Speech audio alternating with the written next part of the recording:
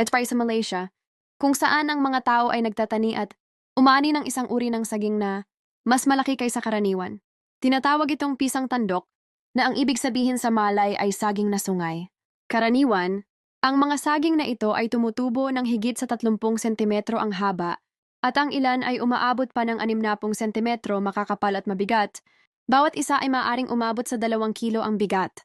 Sa kabila ng laki nito, ang halamang saging ay katulad pa rin ng karaniwang saging. Teknikal na halamang damo ito at hindi isang puno, tulad ng lahat ng uri ng saging.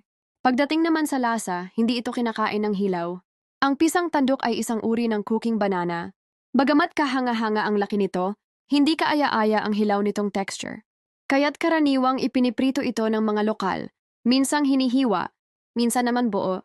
Kapag pinirito nagiging malambot at matamis ang loob habang malutong sa labas. Isang simpleng pero masarap na merienda na gustong-gusto ng marami.